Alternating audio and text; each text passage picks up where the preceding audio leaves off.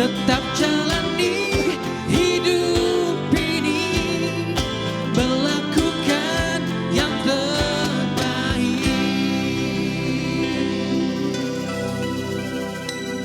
Kembali di Ngobrol bareng Gus Miftah Los Rewel.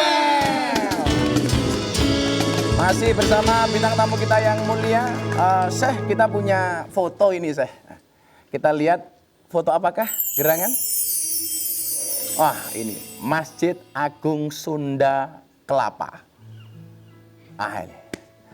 Ada cerita apa, Syekh, dengan Masjid Sunda Kelapa ini? Katanya dulu waktu jadi imam di sana ini, semakin lama katanya softnya semakin maju, Syekh, semakin sedikit. Dan ceritanya gimana itu, Syekh? Pertama kali masuk ke Indonesia kalau nggak salah.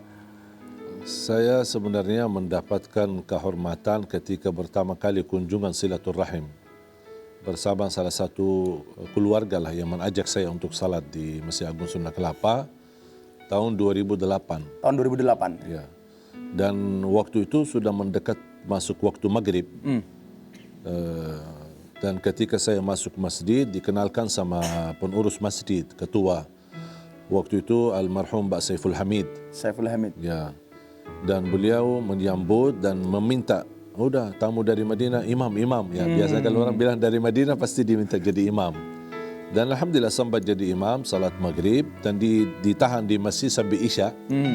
Kemudian salat isya baru mereka menawarkan karena waktu itu di ujung bulan Sya'ban, jadi sebentar lagi mendekat Ramadan. Bisa enggak sekalian jadi imam? Saya bahasa kan belum begitu. Belum bahasa Indonesia belum lancar ya. Jadi keluarga saya yang terlanselit bahasa. Dan alhamdulillah terjadilah dijodohkan dan kontrak menjadi imam di bulan suci Ramadan pertama kali di Indonesia di 2008. Itu di Masjid Sunda Kelapa. Di Masjid Agung Sunda Kelapa. Masjid Agung Sunda Kelapa bagi saya tempat pertama kali berjuang di Indonesia, bisa dikatakan mulai dari nol. Dari belum bisa bahasa Indonesia sampai bisa bahasa Indonesia. Oh, ada beda nggak, Syekh, ngimami di sana? Artinya kan kalau di Madinah itu biasa dengan bacaan panjang. Ya. Kalau di Sunda Kelapa gimana, Syekh, waktu itu? Memang awal-awal saya salat di situ belum mendapatkan masukan dari pengurus masjid. Kami tidak biasa panjang-panjang, makanya 3 hari pertama lumayan agak panjang, sama seperti suasana Madinah. Ya, ada yang jamaah senang, tapi kesusahan mereka ketika pulang malam, kalau terlalu panjang, nanti ada yang pulang pakai bis, sudah tidak ada bis, tidak ada translate apa. Akhirnya pulang satu-satu saya. Iya, jadi akhirnya mereka memberikan masukan kalau boleh cukup setengah halaman lah, setengah halaman. Jadi setiap satu rakaat biasanya 2 halaman jadi setengah halaman. Orang Indonesia dilawan. Makanya kalau pemirsa tahu kenapa surat Al-Ikhlas itu, Qul huwallahu ahad itu dinamakan surat Al-Ikhlas. Karena orang Indonesia paling ikhlas kalau imamnya baca Qul hu. Ini kan dalam berdakwah, saya secara pribadi mengamati saya ini terkenal dengan gayanya yang lembut, menyejukkan itu. Beda kan dengan Gus Miftah ya, aduh orangnya begajulan, gak karu-karuan ini. Penampilannya udah kayak preman itu. Tapi kalau kayak beliau itu kan subhanallah, berbanding dengan Gus Miftah 180 derajat. Kenapa saya mengambil manhaj pola dakwah yang lembut seperti ini, Syekh? Sebenarnya bukan saya mengambil, tapi saya berusaha meniru Nabi Muhammad SAW. Subhanallah. Kita sebagai umat Nabi Muhammad SAW dan selalu kita berharap mendapatkan syafaat beliau. Dan saya harap ini bukan hanya sebuah impian dan kita semua meminta, ya Allah mohon dapatkan syafaat Nabi Muhammad, tapi kita betul-betul bisa terapkan akhlak Nabi Muhammad dari mulai berkataan, bersikap, berlaku. Karena inilah yang menjaminkan syafaat. Bukan hanya memohon, tapi mohon maaf perilakunya masih jauh dari akhlak Nabi Muhammad.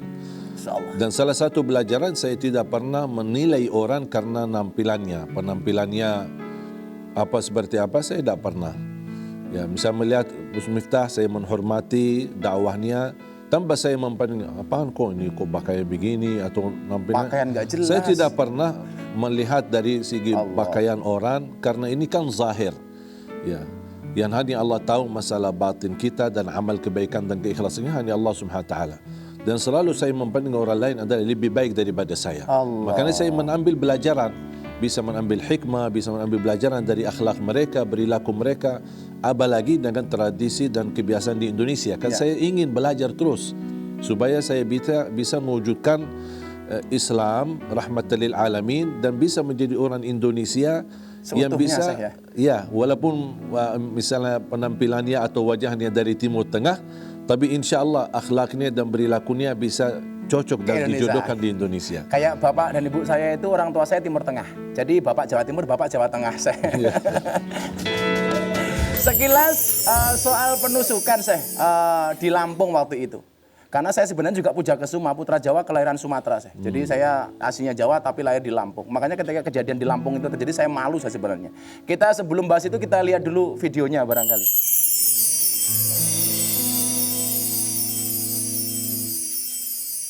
Allah. Ya. Setelah kejadian penusukan tadi, media sosial kan rame itu dengan peristiwa penusukan itu. Bahkan trending lah. Yuk, kita lihat apa saja sih komentar para netizen yang terhormat ini.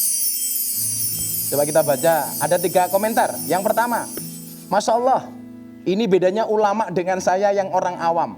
Ulama dapat musibah, bersyukur. Tidak diberikan musibah yang lebih besar. Saya dapat musibah, keluar-keluar, ngeluh kesah, dan pasti posting status. Ya kan? Nah, next.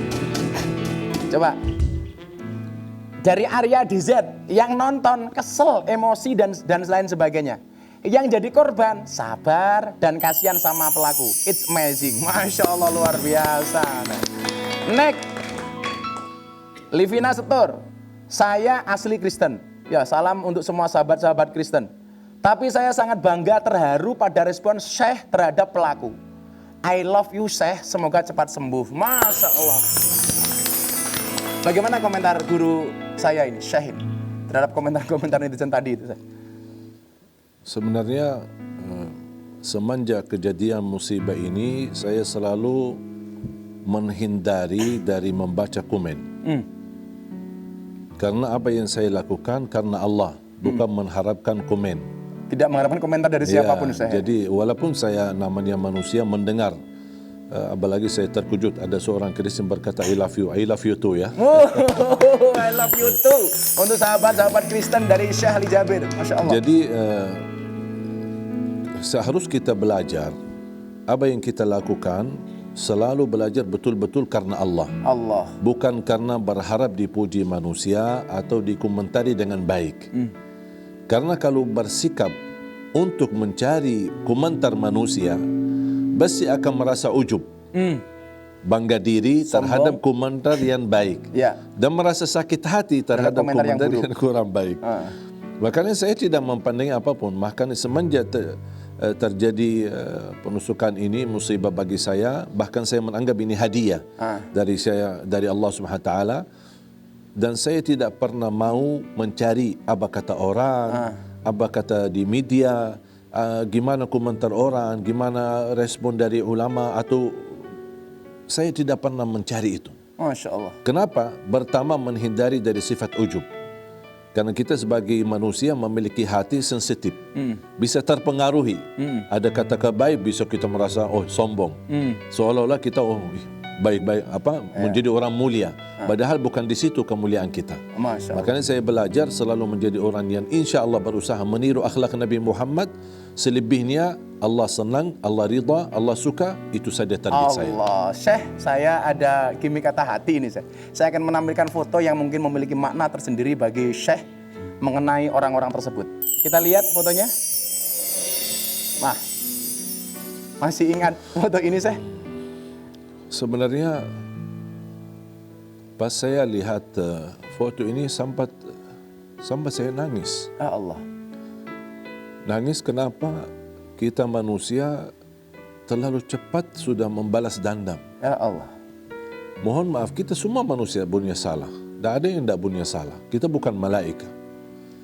Coba kalau kita selalu bersikap sama orang yang bersalah, kita hadapi dengan kebaikan, dengan akhlak Nabi Muhammad, saya yakin pasti Indonesia akan menjauh lebih makmur dan berkah.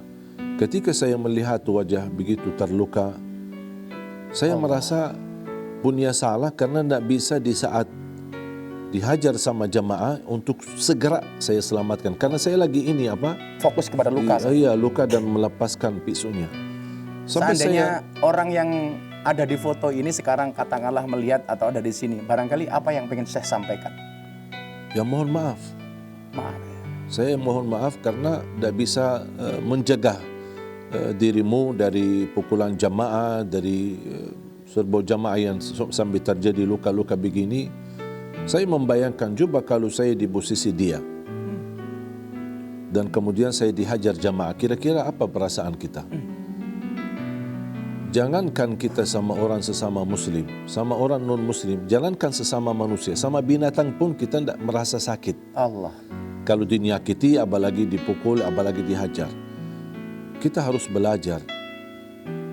Pemaaf itu adalah salah satu cara para nabi dan rasul. Mereka bisa memaafkan, bahkan bisa melapangkan dada ketika menghadapi sebuah musibah. Saya hanya mampu di saat melihat sambil bekas lukanya di wajahnya. Saya tidak tahu apakah lukanya cukup serius atau gimana kondisinya, karena saya belum berkesempatan bertemu. Tapi saya doakan, ya Allah, mudah-mudahan ampunilah dia, sehatkan badannya, dan anugerahkan keturunan dari dia menjadi penghafal Al-Quran. Ya, luar biasa kita baca dari beliau. Memaafkan memang tidak menghapus masa lalu, tapi pasti akan memperindah masa depan. Kan? Kita akan melihat next foto. Apa komentar Syekh tentang foto-foto ini? Masya Allah, Syekh. Apa dari foto kedua ini apa yang pengen Syekh sampaikan kepada Pak SBY dan almarhum Ibu Ani? Sampai waktu itu kalau nggak salah Syekh jenguk ke Singapura ya Syekh? Ya, saya sempat ke Singapura. Walaupun sayang sekali tidak bisa berlangsung ketemu Ibu Ani, saya selalu panggil Ummi. Karena beliau sangat luar biasa memperhatikan. Bahkan beliau pernah sampaikan salah satu kesukaan mengikuti kegiatan dakwah di TV adalah menonton acara ketika saya mengisi ceramah. Masya Allah. Dan saya selalu mendoakan, dan kalau ada orang yang berjasa sama saya di Indonesia adalah Bapak SBY. Luar biasa. Kenapa? Karena dengan sambut beliau, kemudian anugerah mendapatkan warga negara, itu kan beliau Ya, yang nanti kita memberikan. akan ngobrol soal anugerah warga negara, Syekh. Tapi karena durasi, jangan kemana-mana Sobat Kepo. Setelah jeda iklan kita uji apa benar Syekh ini cinta dengan Indonesia. Jangan kemana-mana, tetap di Ngobrol bareng Gus Miftah.